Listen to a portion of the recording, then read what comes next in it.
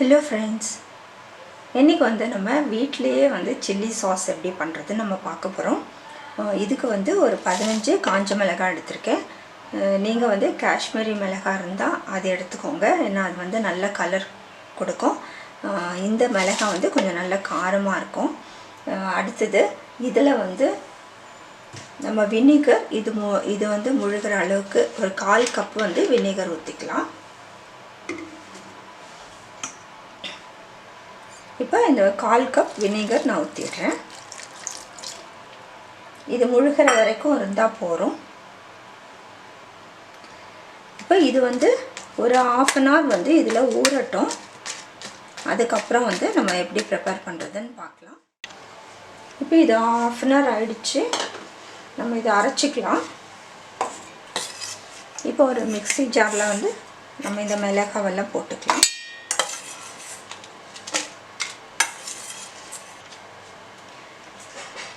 இதில நான் 1 டேபிள்ஸ்பூன் வெங்காயம் போடுறேன். சாப்டு வெங்காயம் இல்லனா ஒரு சின்ன பீஸ் வெங்காயம் போட்டுக்கோங்க. இதில நான் ஒரு தக்காளி போடுறேன். ஒரு மீடியம் சைஸ் தக்காளி. ஒரு 6 பல் பூண்டு போடுறேன். இப்போ இத நம்ம அரைச்சுக்கலாம். இப்போ நம்ம இத அரைச்சாச்சு. நம்ம வடிகட்டிக்கலாம்.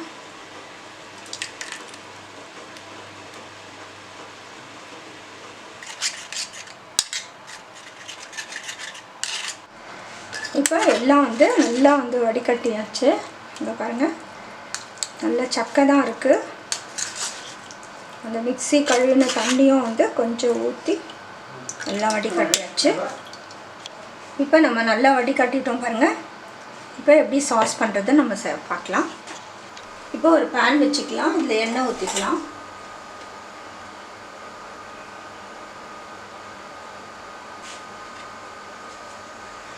இப்போ நான் செஞ்சு வச்சிருக்கிற அந்த சாஸ் நம்ம இதுல ஊத்திக்கலாம்.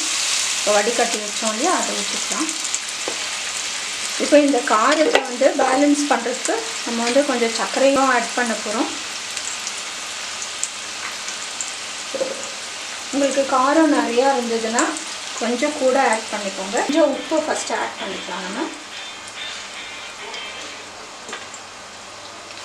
இப்போ நான் ஒரு டேபிள்ஸ்பூன் சர்க்கரை போடுறேன். நீங்க வேணும்னா 2 டேபிள்ஸ்பூன் சர்க்கரை ஆட் பண்ணிக்கோங்க. இப்போ இத கலக்கி விடலாம்.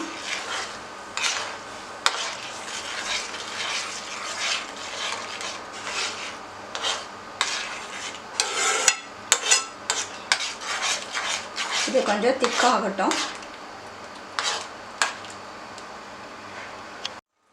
இப்போ நம்ம சாஸ் ரெடி ஆயிடுச்சு பாருங்க. கொஞ்சம் நல்லா கெட்டியா இருக்கு. நம்ம இத கண்டெய்னருக்கு ட்ரான்ஸ்ஃபர் பண்ணிக்கலாம்.